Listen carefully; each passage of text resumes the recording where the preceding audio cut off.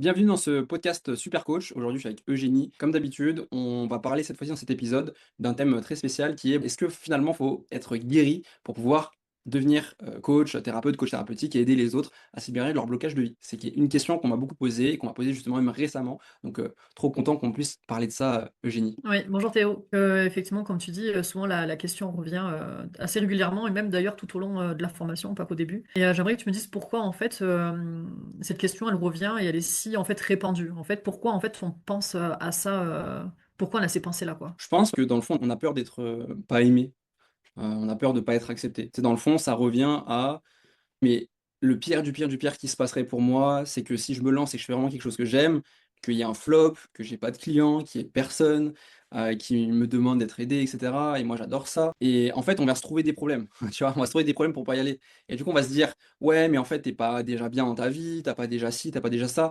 Moi, il y a un exemple très souvent que je prends, c'est, mon ami Charles. Avec lui, on a créé un accompagnement qui s'appelle Nouveau Couple. D'ailleurs que je recommande à faire aux ceux qui ont des problématiques de couple quoi, dans leur vie, c'est vraiment super. On a mis vraiment tout ce qu'on connaît de, comment se créer une vie, amoureuse épanouissante dedans.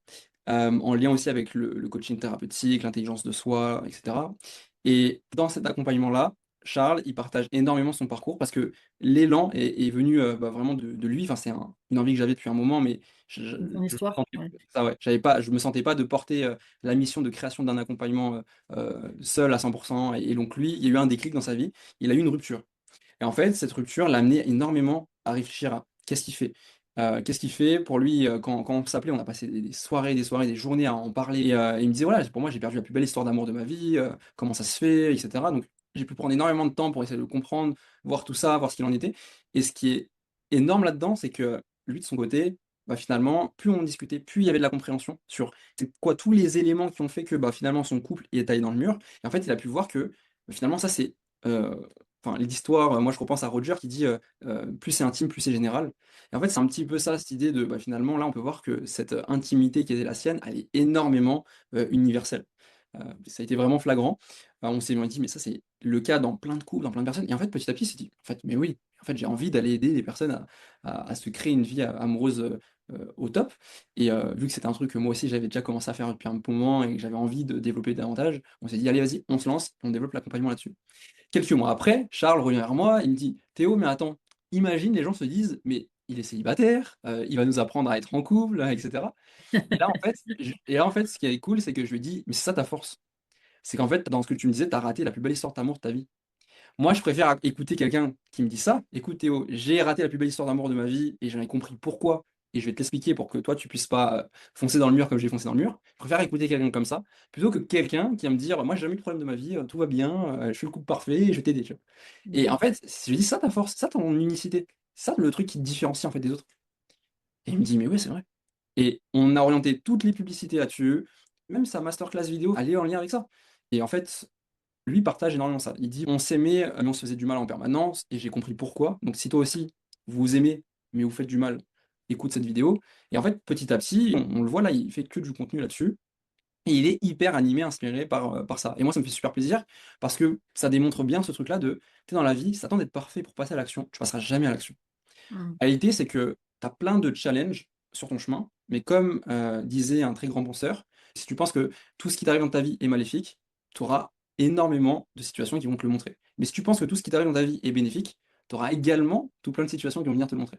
Donc en fait, les challenges, les difficultés, moi, Mmh. je préfère dans tous les cas, vu que je sais que j'aurai raison, que je pense que c'est une bénédiction, que je pense que c'est une malédiction, dans tous les cas, j'aurai raison, je préfère les voir comme une bénédiction. Moi, personnellement, ça me fait plus kiffer et en fait, c'est un petit peu ça le truc, c'est OK, dans la vie, si tu attends d'être parfait pour avancer, tu seras jamais parfait. Bien sûr, il y a une mesure à avoir là-dedans. C'est pas parce que tu es actuellement dépressif que tu vas aider les gens en dépression. Non, vas-y, plonge dans ta dépression et sois toi-même justement un élément de recherche sur toi. Puis comprends certaines choses, parce que Charles, il a attendu quand même d'avoir compris, on a beaucoup parlé, échangé ensemble. Puis quand il y avait des grands principes, des grandes choses qu'on avait compris, on s'est dit: «Vas-y, stop, c'est le feu vert pour qu'on puisse commencer à l'enseigner». On a trop de connaissances pour garder ça pour nous égoïstement. On veut en faire profiter un maximum de personnes. Donc c'est exactement ça, c'est OK, tu as des connaissances, c'est des choses que tu as appris, que tu as compris. Moi, il y a une phrase que je m'étais dit aussi à l'époque, c'est: «Théo, tu pas toutes les personnes que tu pourrais aider. Tu as des compétences, tu as des capacités, mais tu pas toutes les personnes que tu pourrais aider. Mmh. Vas-y, commence à en parler autour de toi, commence à poser des actions» et c'est comme ça que petit à petit, je me suis lancé finalement. Du coup, je rebondis un peu sur ce que tu disais sur, être parfait pour pouvoir accompagner. Est-ce que tu peux me dire où se situe la frontière justement entre se faire accompagner et travailler sur soi et la frontière je veux être parfait pour l'accompagnement et pour les personnes? Hmm. Ok, c'est une très bonne question. Donc si je comprends bien, c'est elle est où la frontière entre je commence et je suis imparfait total à je suis dans les autres extrêmes, trop parfait. Et comment trouver le juste milieu, c'est ça? Oui, oui, c'est ça, c'est en fait vraiment de... Oui, oui, c'est ça, oui. Mm. Yes. Bah en fait, on peut se dire, ok, c'est quoi ma problématique? Avoir conscience de quelle était la problématique qu'on a eue ou quelles sont les problématiques qu'on a. Et Mm. moi, ce que j'aime bien aussi dans la vie, c'est de se dire, on a tous besoin des uns et des autres. Un être parfait n'existe pas. Ouais. Moi, par exemple, j'aimerais bien être en meilleure forme physique, prendre plus de masse musculaire. C'est le truc qui est un petit peu difficile pour moi actuellement. J'aimerais bien aussi créer plus de choses ou développer davantage mon activité. Enfin bref, il y a plein de petits trucs comme ça sur lesquels j'ai pas tout réussi. Ok, mon but, c'est de réussir un maximum de choses dans la vie. Mais il y a des trucs comme par exemple ma forme physique musculaire, ça prend du temps, c'est galère. Enfin, tu vois, j'ai un métabolisme qui reste fin, même si je développe du muscle, je reste très tracé, très fin. Et moi, dans ma vision de ce que je veux, ce que j'ai envie en tout cas de devenir, je ne l'ai pas atteint encore, mais c'est pas grave, ça prend du temps. J'y vais et je développe ça petit à petit. Donc, prendre conscience de c'est quoi cette difficulté et de se dire, ok, est-ce que cette difficulté-là dans ma vie, j'ai envie de.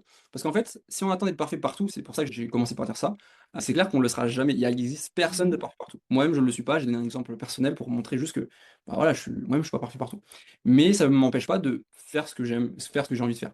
Donc là, forcément, moi, vu que je suis encore dans ma difficulté actuelle et que j'ai pas atteint les résultats que je veux au niveau de ma forme physique, bah, je vais pas aller accompagner des gens là-dessus. Ok. Mais par contre, et aussi surtout parce que ça m'intéresse pas. Mais si par exemple on est dans un domaine où ça nous intéresse, ok, par exemple, tiens, moi je veux accompagner sur les relations, mais moi-même dans ma relation amoureuse, ça ne va pas, c'est un peu chaotique. Bah en fait, là, ce qui va être super, c'est de se dire, ok, moi j'ai envie, je tends à ça, mais pour l'instant, c'est pas encore le bon moment, j'ai pas encore trouvé les solutions pour accompagner les gens, vu que moi-même, j'arrive pas à les appliquer pour moi. Donc là, ce qu'il va falloir faire, c'est dans sa vie, se dire, ok, je vais être ma première étude de cas. Et ma transformation va être le témoignage de ma vie, va être le témoignage que je vais donner au monde. Et là, Mm. on a un truc ultra puissant. Donc, ça va pas dans ta vie amoureuse, ça va pas dans ta vie financière. Mets tous les autres problèmes de côté. Tu as un problème dans le monde qui t'inspire parce que c'est ce problème-là sur lequel tu as envie d'aider les gens. Donc, ok, vas-y, essaie d'aller en profondeur là-dedans, essaie de noter vraiment de quelle nature est ta problématique, comment aller précisément. Et à chaque fois, tu vas te change, tu vas te dire, bah tiens, maintenant, moi, je vais me mettre à faire mes propres recherches. Et en fait, je vais être mon propre chercheur, quoi. Et c'est vraiment comme ça que moi, je me suis improvisé chercheur dans ma vie. C'est que je me suis dit, ok, Théo, t'es déprimé, anxieux, stressé, bah vas-y, trouve des solutions par toi-même, cherche, pose des actions, teste. Je tenais un journal de bord, j'écrivais chaque soir, chaque matin. Et voilà, et petit à petit, justement, j'ai réussi à trouver des solutions qui a fait qu'au bout d'un moment, je me suis dit, bah, vu que ça m'a marché pour moi et que ça a marché pour plein d'autres personnes, je me sens appelé de plus en plus à l'enseigner, à le transmettre. Donc, le coaching thérapeutique permet à la fois de pouvoir travailler sur soi et de pouvoir accompagner les autres. Donc, c'est pas parce qu'on n'a pas tout réglé chez nous qu'on ne peut pas non plus accompagner les personnes dans leurs problématiques. Et après, tu parles un peu presque de personnes cibles finalement Ouais, dans l'accompagnement, mais ça, on en reparlera du coup à ouais. un autre moment. Mais donc là, le coaching thérapeutique peut aider fortement aux personnes à la fois d'accueillir les difficultés qu'elles rencontrent au quotidien, comme tu disais, soit c'est des côtés maléfiques ou alors des côtés bénéfiques. Et ça aide aussi à appréhender un peu les expériences de vie, quoi. Ouais, tout à fait, tout à fait. Finalement, je pense que forcément, quand on a un blocage, une difficulté dans sa propre vie, moi, je sais qu'à l'époque, le coaching thérapeutique, avant que ça arrive de plus en plus, si j'avais fait énormément de séances là-dessus, j'aurais gagné énormément de temps. Donc moi, c'est pour ça que je préconise énormément aux personnes qui sont en formation dans Super Coach et les personnes de manière générale, si vous avez un challenge, une difficulté, vous n'arrivez pas à en sortir, faites-vous accompagner. Et en parallèle de vous faire accompagner, vous allez comprendre énormément de choses si vous faites du coaching thérapeutique. Et tous ces axes de compréhension, ça va vous permettre de pouvoir avancer vers le fait d'aider et d'accompagner d'autres personnes aussi. Donc, conclusion, je dirais, il ne faut pas attendre d'être parfait, il faut se lancer et déjà commencer à se lancer en travaillant avec son premier client, qui est nous-mêmes, si on est nous-mêmes bloqués. Et voilà, tenir son petit journal de bord, tester chaque jour, essai, erreur, et se rappeler qu'il n'y a pas d'erreur qui nous éloigne, mais il n'y a que des erreurs qui nous rapprochent de notre objectif. Donc ça aussi, c'est hyper intéressant de savoir que bah, voilà, toutes les erreurs, tous les échecs que je peux voir au quotidien, si je me dis, sous une autre perception, c'est tous ces échecs qui me rapprochent de mes objectifs, bah finalement, c'est plus des échecs, quoi. C'est que des apprentissages. Ouais, exactement. Merci Théo. Avec plaisir, Eugénie. Le petit récap comme d'habitude à celles et ceux qui nous écoutent, si jamais vous voulez en savoir plus sur Super Coach et que ça vous intéresse de devenir coach thérapeutique, d'aller justement vous-même développer cette compétence, d'aller accompagner les gens à se libérer de leur blocage de vie, vous avez toutes les informations en description juste en dessous de cette vidéo.